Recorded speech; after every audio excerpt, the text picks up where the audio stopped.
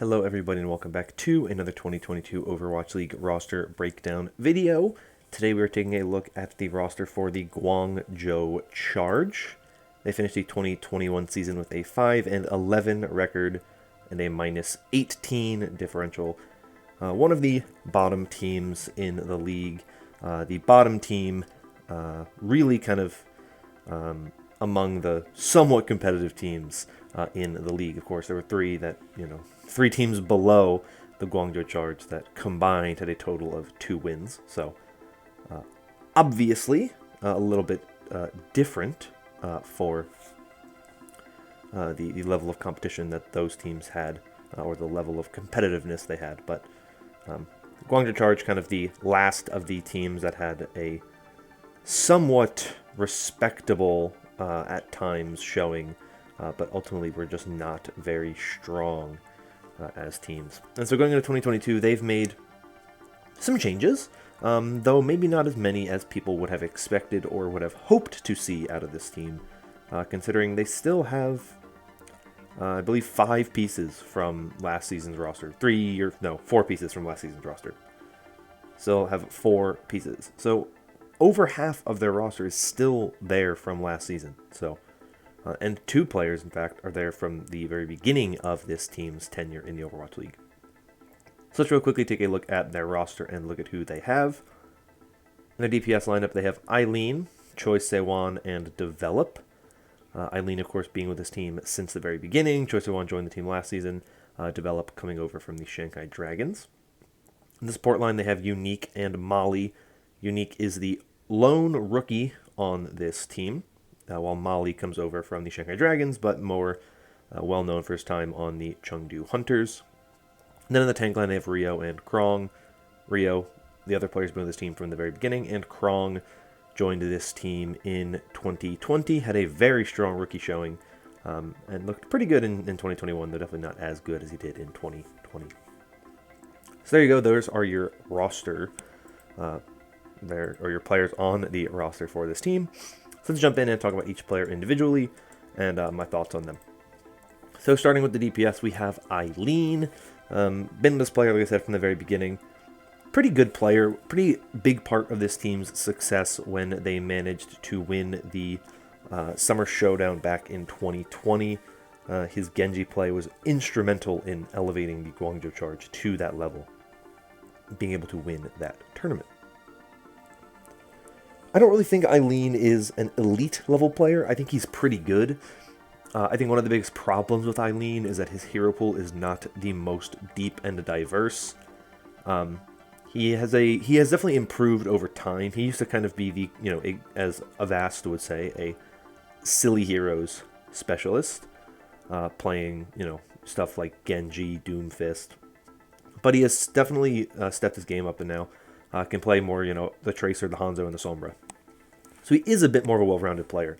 And I think he's still the primary flex DPS player for this team, because when you look at the other 2 players in Choi Se-won and Develop, the roles they're going to play are very, very different. Now, Develop is the hit scan player for this team, right?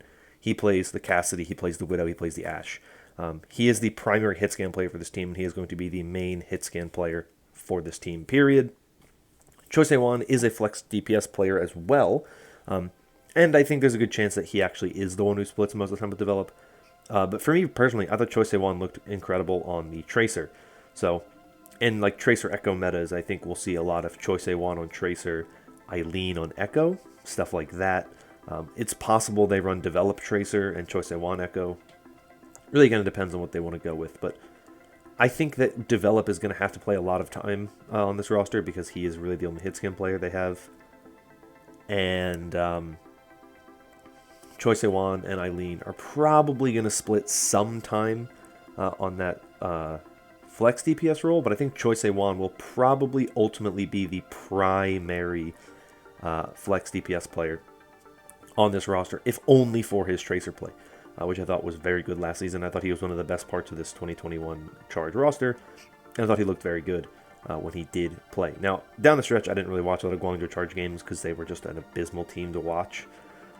So he kind of impressed me early on in the season. By the end of the season, I was kind of whatever on him, but he was definitely the strongest part of this team last season, no doubt in my mind. And I think them having a strong hit scan player this season will be a very big part of potential success for them. That was their biggest problem last season, is that Mike Haley just did not turn out to be the player that they wanted him to be and that they thought he would be. I think everyone thought Mike Haley would be a lot better for this team, and he just did not bring the level of play to this roster that they needed in their head scan player. So I don't know why that sounded so weird. But Develop coming in, I think, is more talented, has shown more. Even if he played very, very little in the Overwatch League, I think his history in the Overwatch scene, of course, playing for Talon Esports very recently, being a talent that Moon in particular is very, very high on, I think will bring a lot to this team. It will be a big part of why this team has more success than they did last season, because I think their DPS line is just better and overall more well-rounded. I'm surprised they didn't bring in another hit scan player last season. That was kind of what I expected them to do, but I think they reached a point where they kind of saw the writing on the wall, that they got too late into the game and that they really had no shot at really making a run at anything, and so they didn't even do anything really trying to grab another hit scan player. So I think this is an improvement on the DPS line, even if it's just one player changing. I think Develop is more talented and brings more to this team, and I think he is going to be a big part of the potential success for the 2022 season. They definitely need a big step up in their DPS lineup, and Develop, I think, brings part of that and is a big part of their rebuild going to 2022. Because I was higher on this roster in 2021 than what they ended up being. I kind of saw the writing on the wall, though, before the season started, where the more I thought about this roster, the more I thought they probably wouldn't be as good as what I had initially thought they were. And really just came down to that collapse of the DPS line, where they just didn't have the versatility they needed. And their support line ended up being quite a bit weaker than what people kind of expected it to be, because it was two Overwatch League veterans, and they didn't really end up bringing the showing that people had hoped they would. So now we go into 2022, and they have completely redone the support line. It is the only spot on this roster where they have entirely new players at every point in this roster. And so they have one rookie, as I mentioned, in Unique. Most recently played for T1, but also spent a pretty significant amount of time on Element Mystic. He was there from late 2018 until early 2020. Then spent some time with Team Diamond and T1. But really, it was that kind of time with Element Mystic and T1 that really got him some attention. He was a member of the Element Mystic squad that won the Gauntlet back in 2019 in the Pacific Showdown in Contenders Korea back in 2019 when Sparkle was on the team, when Xe was on the team. That Doha Rush Element Mystic roster is where Unique comes from. Now, he was too young, I believe, back then to join the Overwatch League. Maybe he wasn't, but I believe he was. He is 20, so he could have played last season. Actually, probably could have played back then. He just didn't get onto an Overwatch League roster. But he's going to be the main support for this roster, so he's going to bring the Lucio, the Mercy, the Brigitte.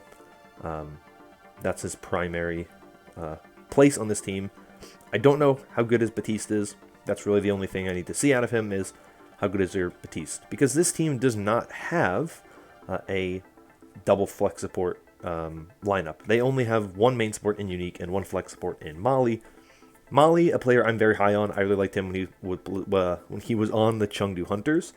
Did not get a lot of playtime on the Shanghai Dragons. He did get some playtime in some double flex support metas, and got some playtime in certain matches throughout the season, just kind of throwing him out there, I think, to have some of that double flex support play, which I think they very much wanted and thought would be a good look at certain times. But I don't think he fit that team as well as, the only Chinese player on an all-Korean roster, essentially. He could common Korean from what I'm aware of, but I think Molly definitely was not the best piece for that roster. But you put him on this Guangzhou Charge roster where I think he has more time to shine, more ability to kind of be the star of that support line. And he plays all the flex supports. So he plays the Zen, the Ana, the Moira, the Batiste. He can play it all, so you don't have to worry about him not performing. I think that he is going to be a very strong player. I think he's pretty good. And I think that he is going to bring a lot to this team in terms of just his raw talent, and his just skill as a player, I think he'll bring quite a bit. Where my biggest concern with this team is, of course, is always going to come down to the mixedness of this roster. Now, it's mostly Korean, with 2 Chinese players in Eileen and Molly. And if it's true that Molly can come in Korean, which I assume it is, because the Shanghai Dragons, I don't think, would just blatantly lie and say Molly can com in Korean, then maybe it won't be that big of a deal, right? If Molly plays the majority of the game and knows how to com in Korean, at least well enough that he's able to kind of pick up on what they're talking about, pick up on the commands, pick up on what they're saying, then I think this team will be pretty good. I think that's one of the things that we see with a lot of these mixed nationality rosters is you can have a team, right? You can have a mixed roster like we've seen with Hangzhou, where they comm in English. They have a pretty complex comm structure from what I know. They kind of will, if a Korean player is coming to a Korean player, they'll speak in Korean. If a Chinese player is coming to a Chinese player, they'll speak in Chinese. But if they're coming to the whole team, they have to come in English because they are a mixed Korean and Chinese roster. We have seen a lot of failures in that regard. We've seen them kind of not have the same level of success. And I think some of that just comes down to the way that the game has kind of changed and developed over time. I think that's a big thing we've seen happen. And we've seen a lot of those teams kind of get better over time during the season. Like the Hangzhou Spark were a team that in 2019 were always really slow to adapt to a meta, became very good towards the end because they watched it a lot more, and I think they kind of could learn more from the teams there in the arena because they're all playing together in the same place. But now when everyone's so far apart, I think that we see a little bit more of a disconnect in some of those regards. So I do have some concern about that for this roster. Like I said, if Molly can come in Korean, I think it helps this team a lot, and it makes them definitely have a stronger chance of success. I think that will be the big key to whether or not this team succeeds, is how well Molly, as the player who will be always in. He's the only Chinese player that will always be playing for this roster. How well does he fit into the comm structure for the team, and does he actually elevate the team in that regard, or are they going to struggle having a Chinese player there with the comms? I don't think this team wants to comm in English. I think they prefer to not have to comm in English. That is usually how things go. Typically, teams would prefer to comm in a way that is more beneficial and their players speak more fluently and more naturally. So I think this team would like to comm in Korean. So if Molly can fit into that structure well, that really determines how well this team will succeed. But him and Unique, I think, from a pretty strong support line. Definitely the problem that you have to ask is how well will they do in double flex support. That seems like a very, very, very big expectation going into 2022, is that we'll see some double flex support. I'm hoping that with the alpha, the teams now have access to the alpha, and we get a beta by the end of April. I'm hoping that we get to at least see a little bit before the Overwatch League season begins of some kind of pugs, some scrims between teams, like that we just get to kind of watch, like two teams like actually just like playing the game. Maybe it's a way before the beta comes out. Maybe they show some alpha gameplay of two teams playing against each other, who agree to it, of course. And they just kind of show it, and they say, like, here's the kind of state of the game right now. Here are some of the things that were going on in the alpha that we're going to make some changes to in the beta. But it's a way to kind of show, like, this is an early alpha build of the game. But we could at least get a look at the teams. That's kind of one of my hopes right now, in terms of things that we get to see this season, or before this season, I guess, because I think that would be a huge benefit for the league if we actually get to see some growth and evolution of the game. We get to kind of see how some of the teams are looking in the alpha, and we get to see kind of what metas are looking to be building up. Because now that the teams have access to the game, I expect we'll get a little bit more we'll get some more things coming out. Some ramblings, some whisperings of things going on. I think that is one of the things I'm very interested in seeing. Because that's one of the things that I think will really help when it comes to kind of preparations for the 2022 season. When it comes to stuff like power rankings, if we get some of those whisperings and some of those rumblings from behind the scenes of what's going on. So a little bit of a tangent, but support line I think is pretty good, but ultimately comes down to whether or not they can fit in that kind of comm structure with Molly. Really, to me, is the big determinant of how well they will perform for the 2022 season. Finally, we have the tank line. This, to me, is the most interesting and in somewhat bizarre spot for this roster, because you have Rio and you have Krong. Now, I think it's funny that Krong is a rookie, when I think he's actually the oldest player on this roster. He's 23. And Rio's 21, Eileen's 21. I believe Choisewan, Develop, Unique, and Molly are all 19 or 20. So the oldest player on this roster is Krong, which, is interesting when you consider the fact that he was a rookie back in 2020. So, interesting place for this kind of roster, where I think Krong really is the leader for this team. He's the veteran guy, he's the oldest guy, he's the most mature guy on the team, just in terms of age alone. And so, I think that Krong will most likely be the primary player on this roster. I think he is going to be the main guy that plays in the tank line for this roster. I think some teams are going to try to focus more on having their main tank play more, and some are going to have their off-tank play more. You look at the team at the Fusion right now, who the only tank they have on the roster is Fury, so my expectation for that roster is Fury is going to be the guy who plays most of the season. And with the Charge, I think Krong is the more mechanically skilled and just the better overall player than Rio. I think Rio's a fine player. I don't think he's an exceptional player. I've always looked at him as kind of a solid main tank player, but in an era where main tank is going to be gone, essentially, and you just have tanks, I don't know how good Rio will be. I think Rio looked a lot better in 2020 when Krong was at his side, and he looked very, very strong, kind of helped elevate Rio as a player. But Rio's never been a tank that inspires me with his play. He's a solid player. He has good moments. He has strong moments. He plays pretty well when you need him to. But overall, I've never looked at him and thought that he is the reason why this team succeeds or fails. Usually, it's the type of thing where he's fine and he's good and he's a solid tank player who has a role and has an impact, but isn't a star.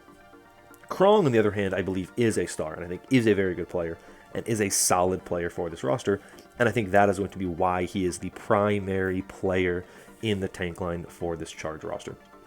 I just think he's too good, and I think he's a much better player. And we've seen a lot of talk about how, in terms of like mechanical translation, there's a belief, at least early on when it was first announced the game would move to 5v5, there was a belief that it would be more likely that it was the off-tank players who would have an easier time transitioning to playing the main tank heroes than it would be the main tank players transitioning to play the off-tank heroes. And you look at a player like Marvel, we've seen Marvel excel on Sigma, but he also plays Reinhardt at a really high level because he's a main tank player, right? He plays the Reinhardt, he plays the Winston, he plays the Orisa. He knows how to play those heroes. But we've seen him transition to Sigma. So like that's someone who kind of maybe you think that that's not the case. But on the other hand, we've seen Fury play Orisa in some really major compositions and some pretty big moments in his time in the Overwatch League. And he's an off-tank player, so he's going to play your D.Va and your Sigma traditionally. So I'm interested to see where this Charge roster goes with this tank line. I think Krong is the right choice to be their primary player. He also has history of playing DPS, so I think in a more aggressive game, which is what Overwatch 2 seems to be going in the direction of, I think he kind of has that mentality you want of a player who is more likely to be kind of stronger in the more aggressive and DPS-focused, offensive-focused game. I think Krong will excel at that more because that's what he's known for. Rio, to me, has always been a bit more of a passive main tank. He's never been a super aggressive, super kind of in the front lines, really just kind of taking over matches type of player. I think Krong is the more potent player in that regard. So I overall think this is a much better roster than they had last season. It's not a hugely different roster. I think they made a very necessary change in the support line, bringing in Unique and Molly. I think that really will be the main thing that determines whether or not this roster is better than last season, right? You can get by without a strong hit scan player, right? As we saw last year with Dallas. They didn't have a strong hit scan player, but they had Sparkle and they had Doha, and they found ways to make it work because the rest of the roster was really, really good that they could play to their strengths and make it work.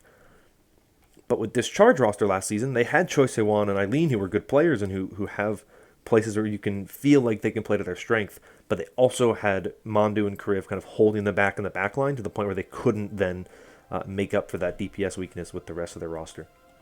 This lineup, I think, is stronger and I think could allow them more freedom to do that, even though they don't need it as much because they have developed as well in that hit scan position.